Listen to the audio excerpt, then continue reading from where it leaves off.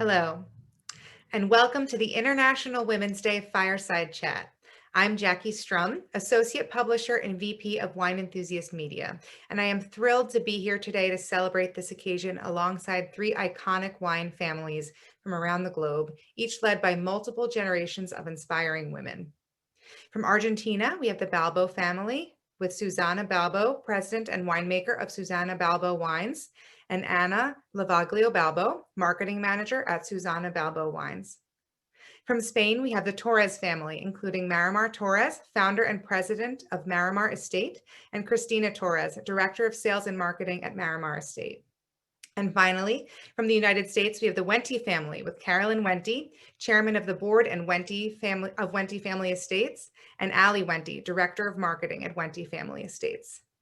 Thank you all so much for joining us today to speak. I have a wealth of fascinating questions for each of you, and then we'll dive into a Q&A session with the audience. So if you have any questions while listening to the panel, please post them into the Q&A section, and we'll get to as many as we can at the end. Additionally, on the subject of International Women's Day, we would like to encourage everyone to check out Wine Empowered, a nonprofit organization whose mission is to inspire professional growth and empower women and minorities in the hospitality industry in an aim to diversify leadership roles in the industry. You can visit wine-empowered/support to donate to their crucial efforts. And the link is also posted in our chat here today. So let's get started. To begin, let's look to Argentina with Susana Balbo Wines. And Susana, I'd love to start with you by asking a couple questions. Welcome. As the first Latin American woman to lead the global W20 summit, how did this experience shape your perspective on women's roles in the workforce? Okay, thank you very much, Kathy, for having me today. Jackie, sorry. I would like to let you know that this experience shaped my perception about the role of women a lot.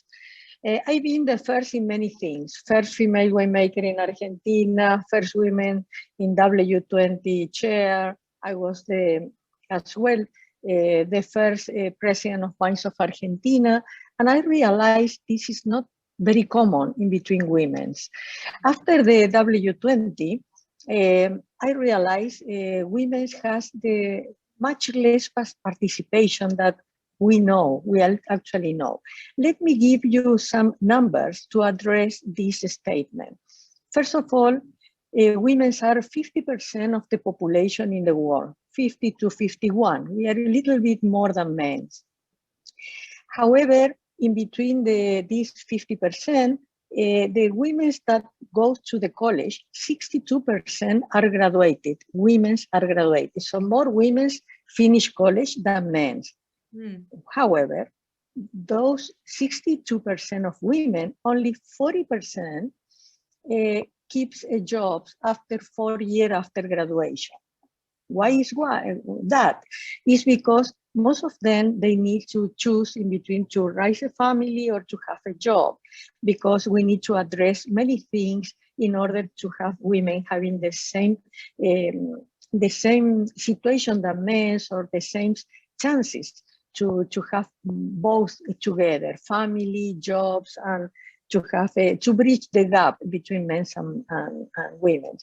The main important is places to take care of the children and also the elder people, because if not, women need to take partial time jobs in order to spend a lot of time in their houses looking after the families or their elders. So W20 was a wonderful experience to know that and to realize how much we need to do to change the reality of the women nowadays. Yeah, and this topic you're illuminating, it actually is really especially apparent this year during COVID, women taking on more in the household and things of that nature. So it's really fascinating to learn about. So my next question for you is, as a former member of Congress and president of Wines of Argentina, what is your perspective on women leading political action and global thought in today's workforce beyond their core business? Okay. I think to be part of the Congress or to be involved in politics is very important for all the people, because you can realize after being part, you can realize why many things happens in the countries, because politics is not easy task. Politics alongside the political organization for companies or alongside the politics in the country's organization. We need to address more women being part of the politics in both sides, because women has a more holistic overview about their responsibility, usually are more worried about what happens with the people, what happens with the environment, what happens with the nature. So we like to take care of our environment, to be sustainable, to be in fact, we are more honest than men in politics, and yes, it's proven. So United Nations has a lot of studies about that, and it's important to have more women in the workforce, in the politics, and also in the companies. When I told you about the women's graduated and women's working in the workforce, we need more women involved, because only 3 to 5% of women are in the CEOs, CFOs positions. Only that is very, very low participation. And it's proven when you have more women involved in politics, in the economical organization for companies, or in the boards, there is a better profits in the companies. There is more loyalty in between employees. There is less change in between the people. So it's a more sustainable company, much more sustainable environment and company. So it's very, very important to have more women trying to get on board all of this organization, to leave the comfort zone. But to do that and to have that happening, we need more. As again, I very insisting in this point.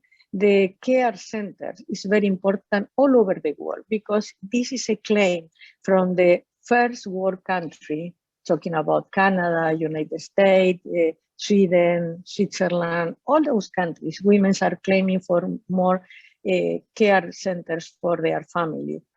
And also to balance the situation, to balance the field. And I think the pandemic shows this is possible, because people prove they can work from their homes with the same efficiency, with the same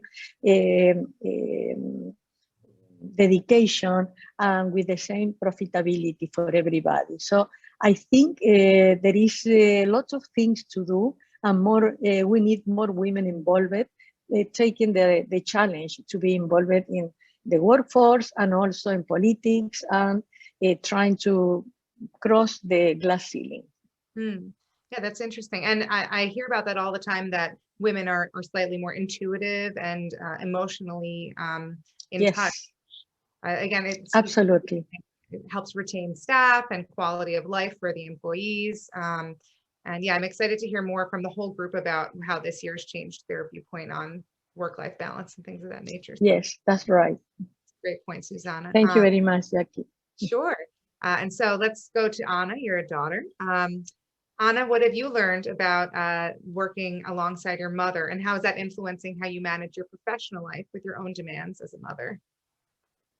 Hi, Jackie. Hi, everyone. Thank you for having us. Oh, you have addressed such a difficult question, the issue about work-life balance. But for sure, I have learned so many things from my mother.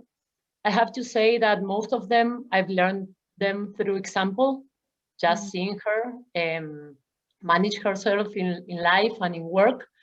One of them, and I think you can apply them to both business and family, is that she has one saying that says, things are done well or not done at all. But at the same time, she says that perfect is synonym of impossible. So some point in the middle, you need to not paralyze yourself in analysis and execute. And execution sometimes is even more important than planning. And then you can learn by doing, and then you can make it better in the process. And I think that helps and applies from the winery and even to manage your own home, you know. Another thing I've taken from her, and even if you want to raise your own family, that you need to build teams. We really believe in high performance teams. We believe in people. We think they are crucial and they help us so much. And through choosing people, and here again, I can say this from choosing a nanny for my kids or for choosing someone for my team at the winery, values, to share values is even more important than experience. They can learn afterwards a lot of things in the job, but they cannot learn the values they come from, or you need to share the same type of vision about life and values itself. Also, she always talks about cheap, sometimes it's even more expensive. And that also applies from clothes to your kids to dry goods to the winery, you know, right. All the same. It's very basic, but very important, you know. We know that quality for us is everything in the winery, and that quality is our best marketing. So every decision taking in the winery is taking into account our north of quality. Finally, about trying to make my balance in life. I've seen firsthand also the cost of all the success. So I'm honestly trying to balance my life a little bit better. She traveled so much when I was young. I honestly don't have regrets. However, she has always found a way to make herself present, even though she was 12-hour difference. But I do want to be a little bit nearer my family, so trying to look how to do that, which is not easy with all the responsibilities. But right. I love what you said about that your mother said that perfect is a synonym for impossible. Kind of reminds me of the question we always get asked, which is, can we have it all? Like, can women have it all? And it's a question that men don't really get asked as often, but we get asked it all the time. And it's really, like you're saying, kind of impossible. So how do we? I actually read a book this quarantine about that it's called The Paradox of Choice. And it's, if you want to be maximizer in everything, honestly, you cannot. So you have to choose where you want to be a maximizer. So in some parts of your life, you have to be good enough. And that's to understand that and start applying it. For women, that I think by gender, we are kind of perfectionists and we want everything at work, at home, with our kids. Well, sometimes we need to do good enough, you know. Absolutely. Absolutely. So that brings me to my next question for you, which is specific to women in the industry. How have conditions for women changed in Argentina? Are there more opportunities for women in wine now as opposed to earlier in your career? Yeah, so I think this is even a better question, a question for my mother, because she honestly had to do her early career 40 years ago as the first female winemaker in a very men-dominated industry. She even began in Salta province, which is northern of Argentina, which even nowadays is a place that is very traditional, let's say, in their beliefs. However, I can speak of my experience in the last 10 years. I honestly believe there are more opportunities. You see more and more in the wine industry, winemakers, women winemakers in Argentina. There are a lot of them, a lot of agronomist engineers as well. And we have a very nice example in the winery. We honestly do not push ourselves into objectives of this, but we do have women at the board, as managers, as production managers, dressing the wine, in the lab, hospitality, marketing. We do have women everywhere, as well as men, of course. We just seek for professional and for talented professionals, not regardless their gender. And when we see the numbers, we are about half and half. So I do believe there are more opportunities. You still don't see that much as successful or that have achieved that much as, for example, my mother with her whole career. But I think there's those are things we'll still we will see that in the near future, because they are young and they are doing their careers as we speak, you know? Right, exactly. Well, that's great. Well, thank you, Anna and Susana, for your answers. They're really enlightening. And now let's shift gears from Argentina to California, but we'll begin with a wine family that has its roots in Europe. Wine growing that dates back to the 17th century, the Torres family. Marimar, with your involvement in both the old and new worlds of wine, I'd love to start by asking you about your experiences. Welcome to both you and Cristina. Thank you. Thanks for having us. Of course. So after working for the Spain-based family business for many years and promoting those wines around the globe as the export director, you eventually settled in California and then sought to create your own wine brand and estate vineyards in Sonoma County. What inspired you to shift away from the Spanish portfolio and instead plant your own vineyards and develop Marimar Estate? Well, you see, I came to live here in 1975. And in Spain at that time was under Franco. I came here, the dictator of the Grand Spain, for 30 years. So I came here within 20 days before Franco's death. So it was, I was lucky enough that I fell in love with an American who lived in San Francisco. And that was, you know, a very good excuse to leave. I mean, in Spain, those days, women were second-class citizens, okay? It just, you know, it was so different from today's Spain. So I went to San Francisco for the first time in 1973, okay, selling the Spanish wines. And I fell in love. It was spring, and it was, you know, just beautiful. I had a few friends there, and then I met the man that I eventually met. And it was San Francisco in the 70s. Exactly. Imagine that. Compare that to Spain under Franco. Exactly. I fell in love, really. And I had a few friends. And so I met the man that I eventually married. My father, of course, was not very happy because, you know, like any good father in those days, what you wanted for your daughter was to marry a man with a lot of money so that she would have an easy life. And, you know, you know, preferably marquis and, you know, in the wine business. Yeah. He was a restaurant and wine critic. So that really was wonderful. I mean, my father predicted that it would last a year. It lasted 4, okay? So you know, what can I say? Pretty good. Very good. Yeah. The next years, we really, you know, traveled all over, you know, France, California, Germany, and we visited wineries. We visited wonderful restaurants. So that's where my love. I mean, the idea of having a vineyard was born there. And and then when we got divorced, I convinced my father to invest in California. So it was not a big investment, okay, because we were not very wealthy at that time. But you know, it was a 56-acre property that was beautiful, and it was cleared for planting in vineyards. And I started planting the vineyard in 1986. Wow. So I don't have time to tell you everything that happened since, you know, during that time, but let it just stay with the fact that I just, you know, loved the idea of having a vineyard. And then finally I was able to, through my mother, convince the family to have winery here. And eventually I was able to buy out my brothers, and now this project is entirely my daughter and mine.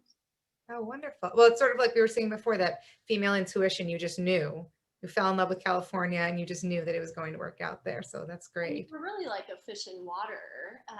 It was the opportunities here, you just blossomed, and it was really a completely different world. I remember my aunt telling me that, you know, I had blossomed in California. Yeah, I was very, very lucky. Oh, that's wonderful. And so what advice would you give younger generations starting to work in their family businesses? Well, I love that saying, find a job that you love, and you will never work a day in your life. Mhm. And I love that too. besides that, you have to embrace challenge. You have to seize it, to grab challenge. I mean, but that comes because when I lived in Spain, all were things that I couldn't do. I mean, my two brothers went skiing. I did not. They were over. They were over. Well, one of them is still alive. And they would go play golf. I would have to stay with a nanny. My father would start training my brother, Miguel, who is today the head of the company. And in the summertime, he would take him to the winery. And I would have to stay home and play with dolls. And I remember thinking, I wish I could go, but I totally accepted the fact that it was not possible. Okay. So, but little by little, it's like they kept telling me that I couldn't do that. So I started to embrace the idea of, what do you mean I can't? I'm going to show you, right? So you have to kind of, I have a wonderful quote here that I thought I'd selected. The most essential factor is persistence. The determination never to allow your energy or enthusiasm to be dampened by the discouragement that must inevitably come. And that's wonderful. Mistakes are what make you stronger, and that's how you learn. Oh, that's wonderful. I love that. Thank you. And I'm sure that resonates with you as well, Cristina, since you learned from your mother quite a bit. That is true. Yeah. I mean, my mom raised me on her own. And so I've been learning the business by her side from the first day, from day one. Yeah. Right. I kept thinking that Cristina would not want to get into the business because she saw me working so hard. But, surprisingly, yeah, she did. Yeah. Maybe as someone who works at their family business as well, I mean, you love it already because you grow up in it. So it's easy in a way, like you were saying, you don't work a day in your life if you love what you're doing. So it's easy to feel passionate about your own family's business in a way. So that brings me to you, Cristina. Before joining the family business, you held positions and gained experience at various wine businesses around the globe. What did those opportunities provide you that you might not have gained by working exclusively for your family business? So it was really, it was always clear to me that I wanted to get another perspective and really, really put things in context. So for me, it was a matter of learning about even other industries. I spent 2 years in fashion and other cultures, and really having the opportunity to get my feet wet and not work for the family right away. It was an opportunity to be another member of the team. It is different to being a member of the family, working in the family business. And so that was really important to me, to get these other perspectives, learn from other businesses. So I spent a few years working in the UK for John E. Fells, a wine importer and distributor. And I thought I knew the life of a sales rep, but you don't really know until you actually are hitting the pavement. It was a really, really valuable experience getting out there and visiting customers. Remember that time I was in London visiting? She said, "Mom, come with me. We're going to visit customers." Yeah. So we went to that restaurant. Yeah. And L'escargot in Soho. We were kept waiting for half an hour, and then Mom was not pleased. The buyer said no, she couldn't see us. What? Do you know who I am? I actually know that all too well. My husband's a sales rep, so I hear those stories all the time.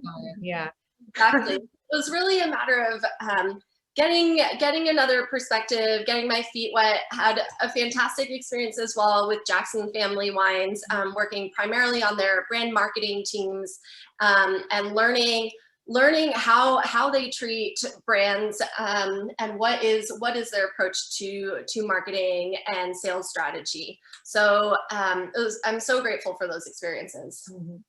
And so Jackson Family, that brings me to my next question. They're a wonderful company, family business as well. So Torres is known for being forward-thinking and environmentally conscious winemaking company. And you also personally worked on the development of the International Wineries for Climate Action Association, which was founded in partnership with Jackson Family Wines. Can you talk a bit about the driving force in spearheading this association's foundation and what it means to you and the winemaking industry at large today?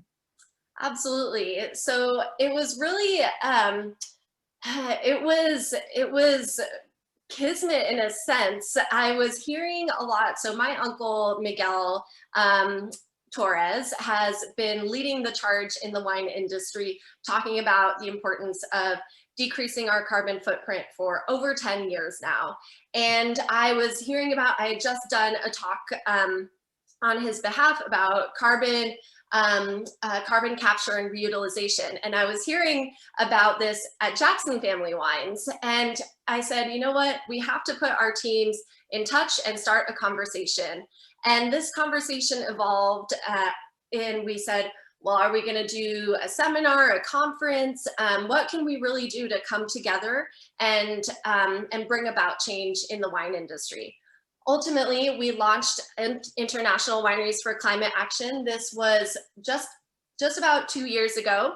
And the idea behind International Wineries for Climate Action is really having ambitious criteria for membership. So it's really, it is not, it is, you really have to demonstrate your commitment to decreasing your carbon footprint. So key criteria are at least 20% on-site renewable energy, at least a 25% reduction in greenhouse gas emissions already demonstrated from a baseline.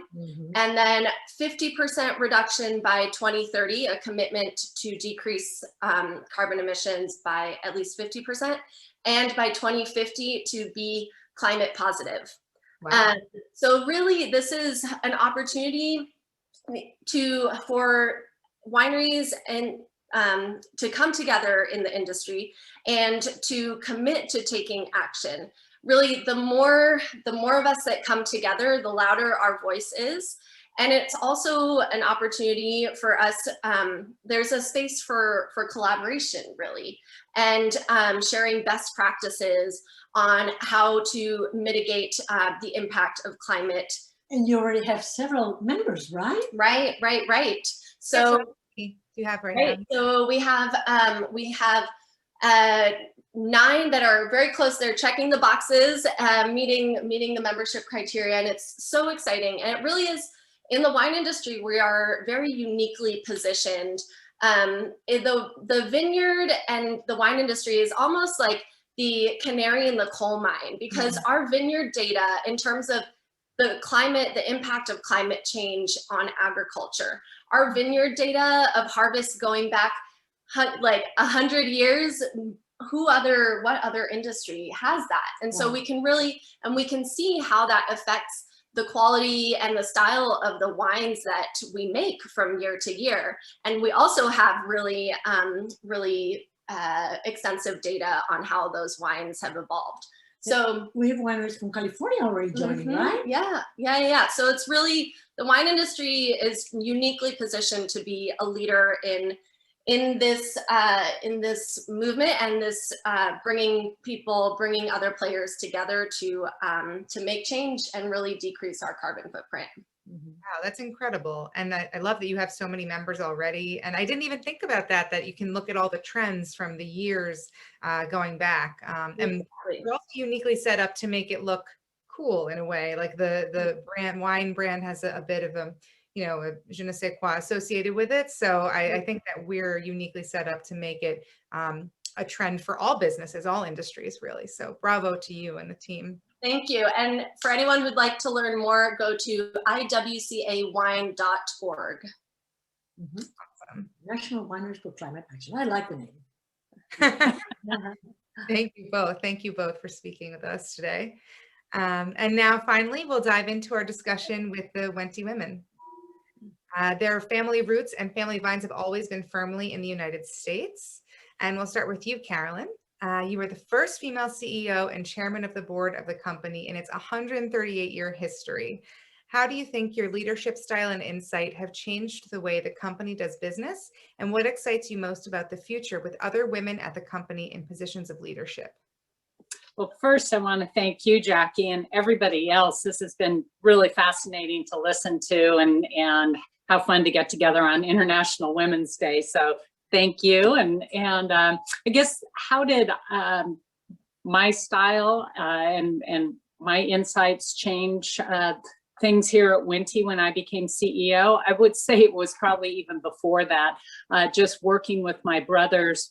I came from the marketing side of the company, the sales and marketing side. And so I think the greatest impact was really that evolution from being a fourth generation farming vineyard wine production business to be more of a marketing led company. And so and I'm excited to have Allie on board because she's going to be this champion that is going to continue to cultivate our portfolio of brands and drive value creation in those brands and a consumer reason for being in those brands. Of course, our namesake brand is still Wente Vineyards, and that is the foundation of what we do every day. But I think it's exciting for us to be able to continue to build on our offerings. I think some of the other things we've done from a marketing-led business is to build our international presence. And then again, you know, when I started in the business in the 1970s, there wasn't D2C and e-commerce. So that's been a huge change and much more recently. Then I'd say the second thing as a leadership style was really defining our mission, vision, and values, which really starts as the core base of our family values, which are respect, integrity, sustainability, and excellence. And so knowing what those core values are, that's the foundation of what we do every day, and how our employees and our Wente family team come to work. And so then it was really, so what is that mission? We create and deliver outstanding wines and wine country experiences. We had to think about, you know, why do we come to work every day, and what do we want to create? And so it's outstanding wines, right? And wine country experiences, bringing people to wine and to enjoy wine. And so lastly, why is that important? Because we hope to inspire people to make time for what matters. And that's, you know, enjoying a talk with you all today matters, right? Sitting at the dinner table with a glass of wine, or having a conversation with a good friend and opening a bottle of wine. So those are some of the things I think I brought, was bringing context to what we do as a family business. And then along with that, certainly things in terms of modernization of processes and systems. When you go from a smaller business to all of the things that we introduced, from our restaurant to additional tasting rooms, to a catering business on property, and having a Greg Norman design golf course, all these experiences to bring people into connection with wine. You need the back of house. So there's a lot of things I think my leadership style brought to the business, and it never ceases to amaze me, all the things you have to continue to do. But so what excites me most about the future with other women at the company in positions of leadership, I think I had that opportunity to be really entrepreneurial and to create these new ways to grow our business.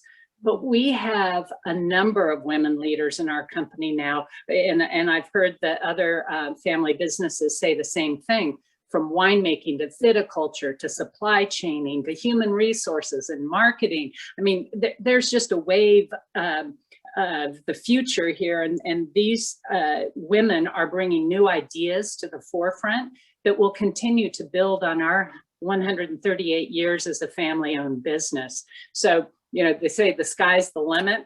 I think this new group of women leaders, this next generation, there is no limit. So it's pretty exciting. Oh, that's wonderful. I think what I'm hearing a lot of in what you've described that you've been able to make changes on is creating almost like a universe, a lifestyle around the brand. And it reminds me of what Susana said earlier about the female look being very holistic. And that kind of is what you're describing, and something that it sounds like the next generation is going to be building on as well, which is incredible. The core values speak to that especially. So really, bravo. And you've said that you're in a relationship-based business in the past. As such, it's important to have visible family leaders who are devoted for the long run. How have you seen this work in practice? And can you share an example with us of the value and application of multiple generational relationships? Well, I would say that I experienced it very quickly and early on in my career. And that was because, and it was brought on just because my father, Carl, passed away or died suddenly in 1977. And so my two brothers and I owned the winery, right? And we had to connect with our distributors, our retail partners, our restaurant accounts, our importers, people we grew grapes for, people we sold wine to, people we made wine for. And the idea of wanting to ensure them that there was still going to be the consistency and quality, even though you had these new young bucks in the business. We wanted to make sure that we, established our commitment to continue to do the great quality things that the generations before us had done. And I think that is really about the relationships and making sure that they could trust us and that they knew we had the integrity that my father and grandfather had in building their business with their industry peers. So an example I would say is just in my 20s, trying to bridge from my father's generation of business leaders that he knew and had helped grow our business, knowing them, but then establishing my own generation of people that I grew up with in the industry. And today, Cristina was saying she'd done some work lists and understood what it was to carry a bag. I did a lot of that too in different markets. And with many of the leaders of our distributor partners today, like Brad Vassar or Steve Harden at Southern Glazers Wine and Spirits, or Tom Cole at RNDC, or Angie Packer and Brad Johnson at Tryon Distributing, or the Millers at Heidelberg, actually working with them and kind of growing up with them. So that was my generation of relationships. And I think what's going to be important and how that applies to the next generation is we are getting older and there are new leaders coming up, right? And so they're starting to, Allie, Nikki, Jordan, Carl, all the Wentes are going to have to connect with that next generation of leaders. And I think when you look at generational businesses, that's important. It's that whole new emerging leader set that they'll be able to build their relationships with and keep our brand's legacy and presence, top of mind with them. And I'm sure Allie can speak to how she's been able to connect and maintain relationships during the pandemic, which was a whole new challenge, right? Absolutely. Yes. Well, that's great advice. Thank you. And there's something about the wine industry that just feels familial, and there's so many businesses like that. So I think it's excellent advice on how to maintain those relationships over the years to come. So thank you, Carolyn. Allie, we're over to you. How do you interact with your Aunt Carolyn in terms of knowledge exchange, and how do you keep an expanding family business with so many experienced and knowledgeable members nimble and open to new ideas? Yeah, thanks, Jackie. Fun to be here with you and everybody else. Thanks for joining in. I think from early on, I have recognized that I have an incredible mentor in my aunt. Someone that I have truly looked up to from day one. And I think what I try to do with her when it comes to information and knowledge share is listen a lot, ask a lot of questions, and really just recognize that I could soak up some really valuable education. I mean, Carolyn was a history major, and just like my dad, they are full of stories. And I think that's something that's very important that I certainly want to carry on and be able to continue to share those really deep personal stories. And then, from how do we stay nimble? I think, and open to new ideas is we, at the end of the day, we're a family. And I think that's the benefit, is that we are a really tight-knit unit. We've all grew up close to each other, spent holidays, birthdays, everything with each other. I would say my cousin Carl and my cousin Christine and cousin Bucky, they're almost more like siblings versus a distant cousin. So we have that to our benefit. But I think also, Our family recognizes hard work, and they certainly challenge us to it. And we don't, just come in after college thinking that we're all gonna get a job here.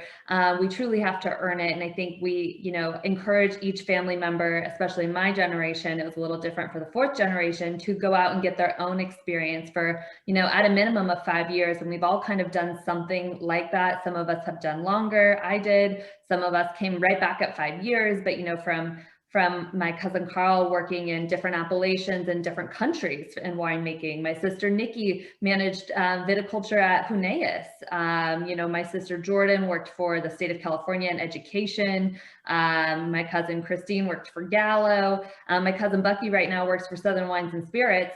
And I worked for Constellation Brands for a long time, and I was in a different industry before that. So I think ultimately what I'm trying to say is it boils down to, we all have expertise in our own, pockets of where we contribute to the organization. And because we're this tight-knit family unit, we really trust each other. And there is an underlying just respect that for the expertise and for the experience and, the knowledge that everyone brings to their own area, that makes it really easy when somebody has a good idea. And we all have tons of passion, right? We're super passionate people. If you've ever met my dad, Phil, passion's just dripping off the man. We've all kind of gotten that from our parents. And so I think with that passion, respect for each other, excitement to grow our business, what Carolyn was just saying, I always laugh that to me, our company is a 138-year-old startup. We have such a long runway to go. It's really incredible. And so I think we all have that feeling. And so we're all quick to make decisions because we trust each other and we respect where the ideas are coming from. Well, that's great. And what's interesting is what you're describing in your family is so similar to the core values that Carolyn mentioned. They're almost like your family values in a way. Absolutely, they are. I think that's really how our company values came to be. And I think I saw a comment pop up that, working at Wente is a true family environment. And I think that's what we try to make it be. We want everyone to feel like they're a part of the family. That's the benefit of working for a family company. Absolutely, absolutely. And so that brings me to my next question for you. Your family company has had a solid and storied track record with the 3-tier system in the US, which has been fundamentally changed with the COVID crisis. How have you innovated in terms of sales during lockdown? Yeah, my goodness, what a year. I look back at 2020 and I'm proud of all the creativity and innovation that came out of 2020. I think it was a really fun year to stretch ourselves and see what's possible. Us marketers, we like to plan a year ahead. So imagine come spring, you're ready to kick off all your programs and the whole world turns upside down. We had to change everything that we were doing. And it certainly was an all hands on deck situation. I think what we did benefit from having a strong retail presence because that's where consumers were shopping. I mean, we all know we saw the load in going on and they really went back to tried and true brands. And, we've certainly been around the block for a little while. So I think we did see more people probably reacquaint themselves with Wente Vineyard's brand than they have in a while, which was exciting to see.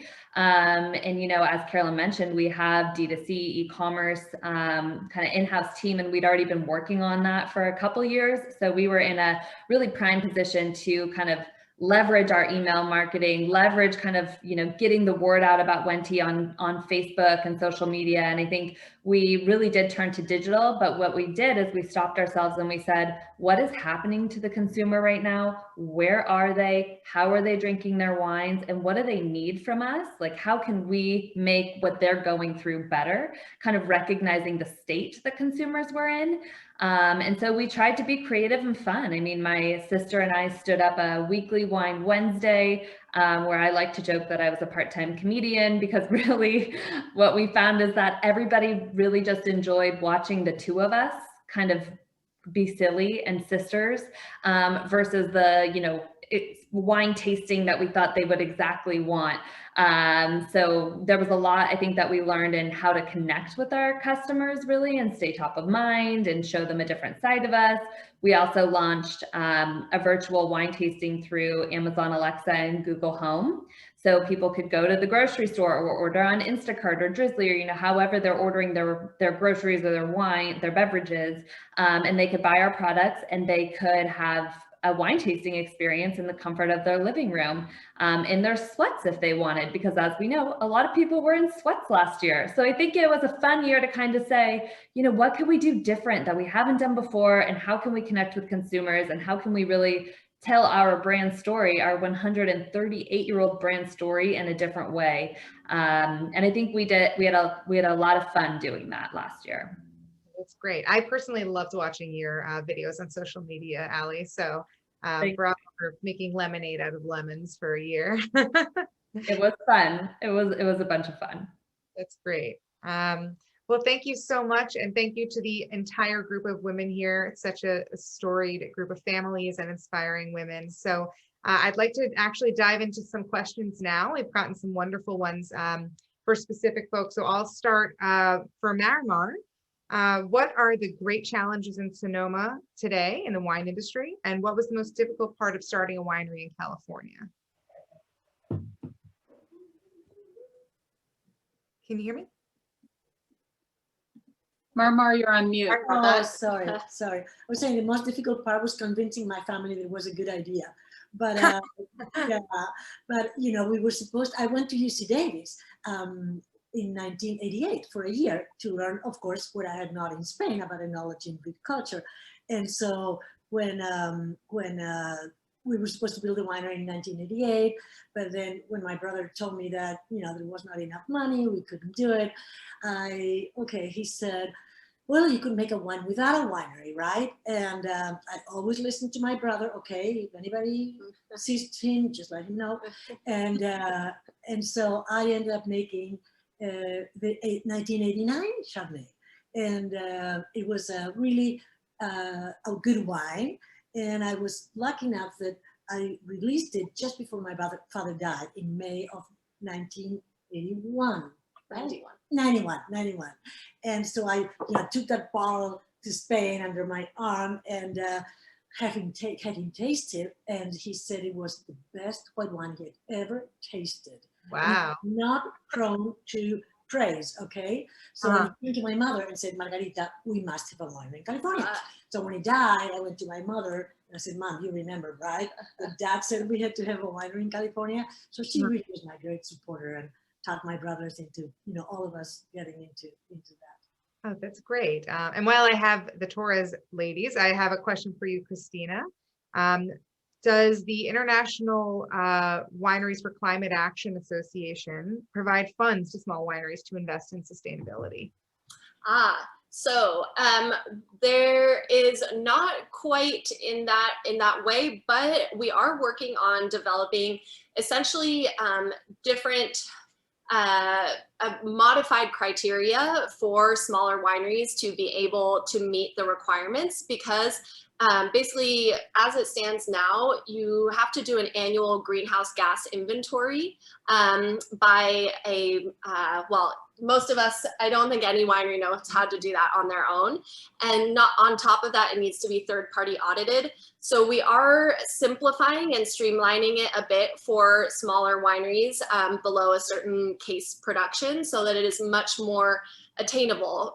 At the end of the day, we want wineries to be spending money on actually making improvements and decreasing our carbon footprint, and not on generating that greenhouse gas inventory and having it third-party audited. This year we're spending our money on an electric tractor. Yeah, Monarch tractors, yes, they're fantastic. Absolutely. Yep, That's so cool. Huh. Maybe Yeah. Tesla can make a tractor for us soon. That would be Exactly. Yeah. wonderful. Well, thank you both. My next question is for Carolyn. Slightly controversial. Carolyn, do you feel that you had to work harder and longer than your other male family members to provide yourself and get where you are today? To prove yourself, sorry. I would say that my two brothers, my partners in crime here, work really hard and have always worked extremely hard. I don't think we ever measured ourselves by, our work ethic per se. And I would also throw them a couple of bones in terms of I wouldn't be here today if it weren't for them as being champions of me and allowing me to do and grow and, become the leader of this company. So no, I guess is the bottom line. They've been great. Great. That's a good answer then.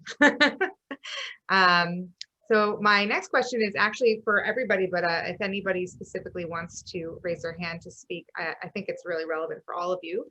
I'm sure everybody believes in a work-life balance in some capacity. And if so, what tips have helped you find more balance, especially during the current climate with virtual work being the new normal, especially since we're all home with families, working in family businesses? What have helped you during this time? Can I tell you something? Yeah, Susana, go ahead. Yeah, okay. Yeah, I think the new normal gave us really a new perspective in how to work from home. And in my case, for instance, I was traveling almost 180 days per year all over the world, promoting my wines in 5 continents because we export 96% of our production. The new normal gave me the chance to do tasting four times a day with 4 different continents, taking advantage of the time difference. So I was able to do a tasting with China, and then in Europe, and then United States, and finally Brazil, which was the closer to us in timetable. It was impossible in another way. So I'm not saying it's easy, because it was very tiring, but as well, you are in your home, so you don't need to be wearing special shoes that are letting you feel so tired all the time. So you can be a little relaxed in between the different Zooms.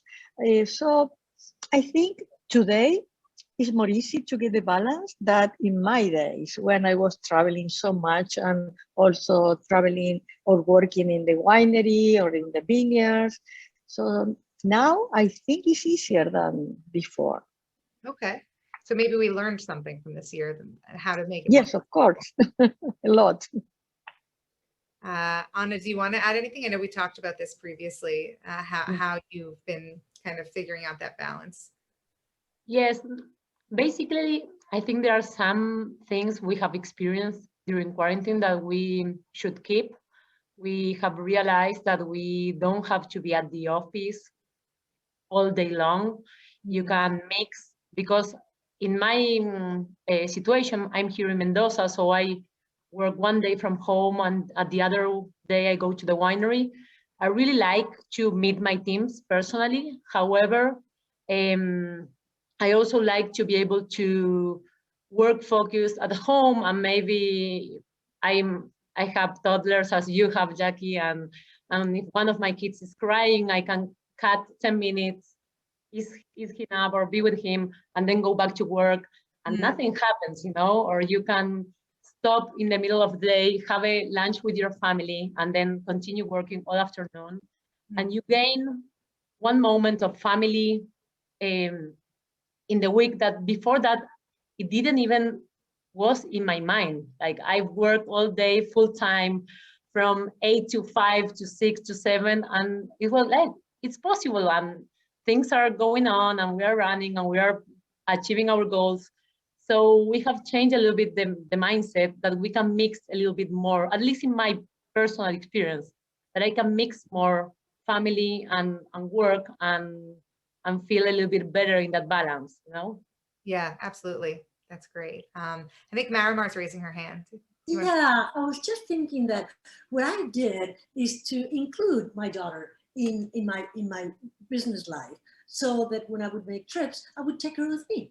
And well, I was fortunate because you were a pretty good girl, and and she kind of would have her books, and she would read a book while we were in a boring lunch, 3-hour lunch with a journalist, right?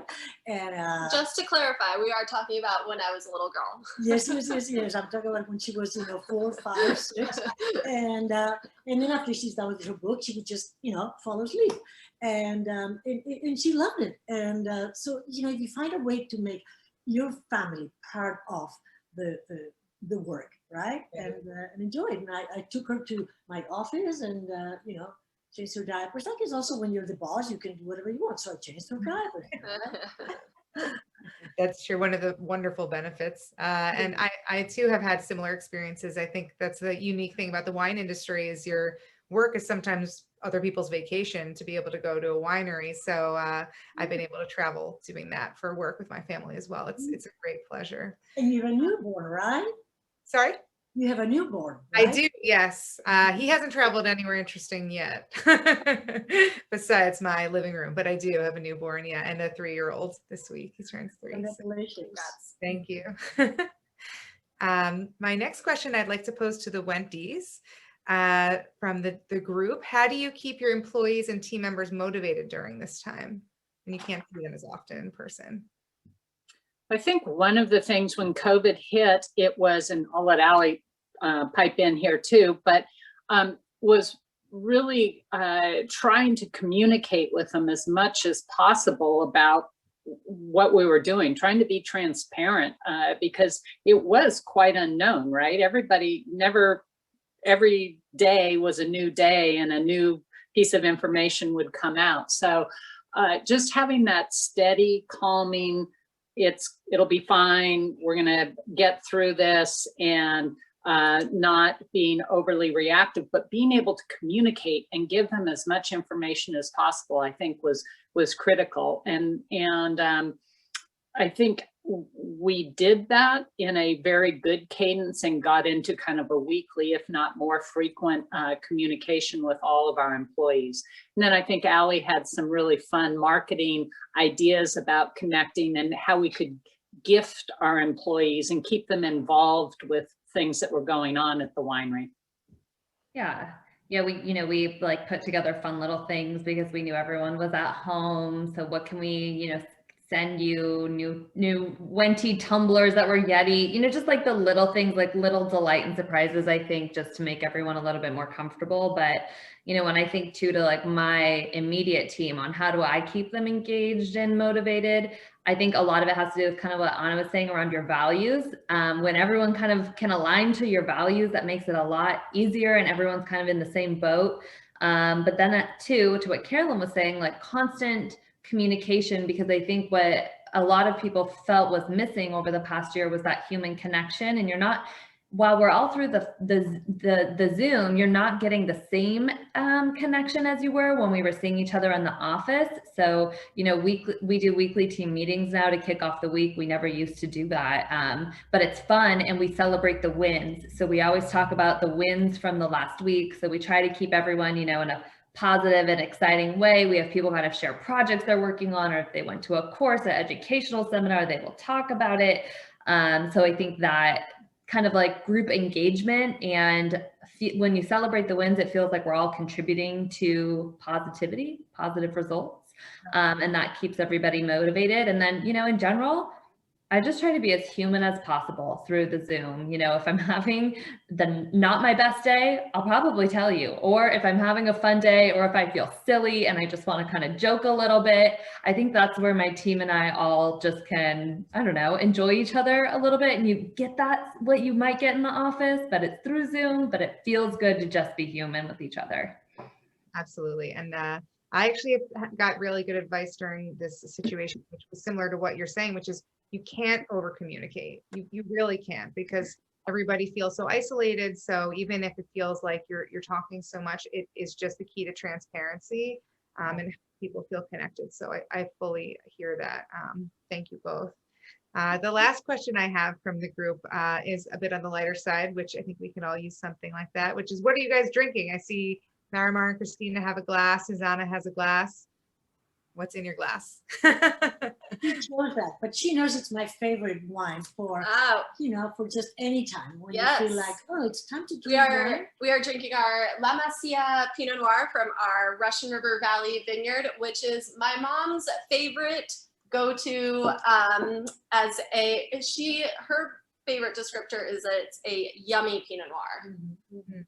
Which I know. Mine is Susana Balbo Barrel Fermented Torrontés. Oh, okay. Cheers. As you know, I'm pregnant with my third one, so I'm the most boring one drinking water because I'm expecting my third baby. Congratulations, Anna. Congrats.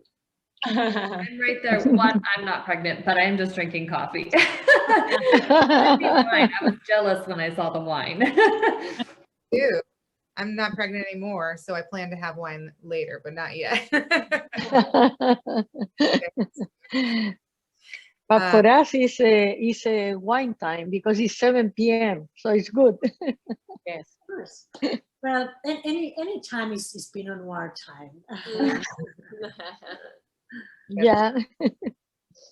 Well, thank It's you all true. so much for joining today. This was so inspiring. I feel so honored to be among all of you, such wonderful women in this industry and wonderful families. So thank you all so much. And if there's anything else that you want to say before we go, otherwise, I just want to say happy International Women's Day and thank you for joining.